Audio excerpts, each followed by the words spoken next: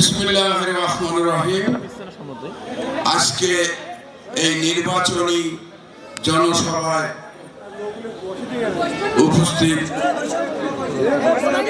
জলঢাকার সাবেক বিএনপির সভাপতি এবং সাবেক মেয়র এবং অন্যান্য নেতৃবৃন্দ, অঙ্গ সংগঠনের নেতৃবৃন্দ, সামনে কৈমারি ইউনিয়নের আমার প্রাণপ্রিয় ভাইরা, মা বোনেরা, সবাইকে আমার সালাম ও আদাব। আমি আজকে অত্যন্ত আনন্দিত যে আজকেই আমাদের এটা ছিল পথসভা, কিন্তু সেটা হয়ে গেছে জনসভা। আমি কৈমারি বাসীকে আমি ধন্যবাদ জানাই এই জন্য। আপনারা তো এর আগে দুইবার আমাকে ভোট দিয়ে উপজেলা চেয়ারম্যান নির্বাচিত করেছিলেন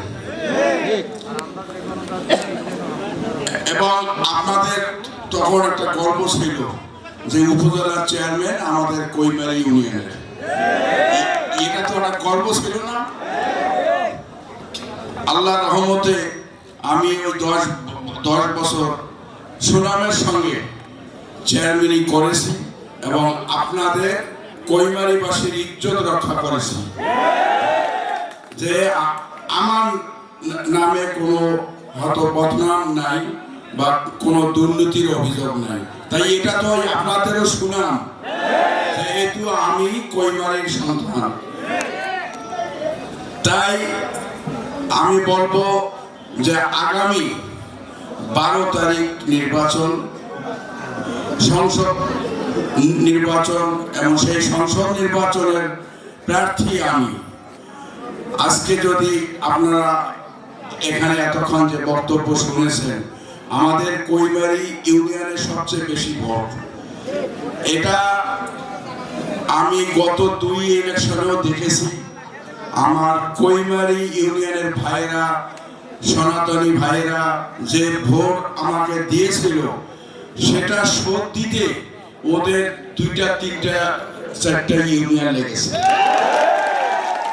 গত ইলেকশনে।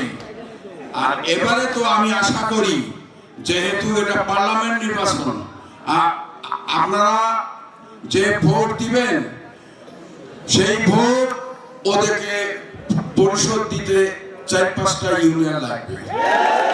আমি জানি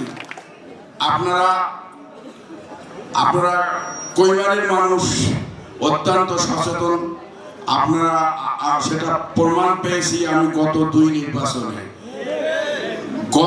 নির্বাচনে আমি নিজেও চিন্তা করি নাই যে যদিও আমার নিজের ইউনিয়ন, আমি কি এত ভোট পাবো। কিন্তু আপনারা আপনাদের নীতি ঠিক রেখেছেন। আপনারা মনে করছেন আমাদের কৈমারির সন্তান, ঠিক আপনারা সেভাবেই ভোট দিয়েছেন। তা সেটাই বলবো, আপনারা এবারে এই ভুল এবারও আপনারা করবেন না, এটা আমি আশাবাদী। এবং বাইরের ইউনিয়নে যারা আছে এবং আমাদের রাজনৈতিক নেতৃবৃন্দ যারা আছে, তারাও মনে করে যে কৈমারির ওনার বাড়ি কৈমারি ইউনিয়নে, অতএব কৈমারিতে সবচেয়ে বেশি ভোট। কৈমারির ভোটাররা কোনোদিনও ভুল করবেন না। এই জন্যই আমি আপনাদেরকে অনুরোধ করেছি যে আপনারা আগামী 12 তারিখে সবাই ভোট সেন্টারে যাবেন। মা বোনদেরকে আমি অনুরোধ করি, এখানে অনেক মা বোন আছেন, আপনাদেরকে আমি অনুরোধ করব আপনারা সকাল সকাল আপনাদের বাড়ির অন্যরা যারা আছে সবাইকে নিয়েই আপনারা ভোট সেন্টারে যাবেন এবং 9টা 10টা বা 11টার মধ্যে ভোট দেওয়া শেষ করবেন। এখানে আমি একটা জিনিস বলবো আপনাকে, আপনারা তো গত 2 নির্বাচনে আমাকে উপজেলা চেয়ারম্যান নির্বাচন করেছেন।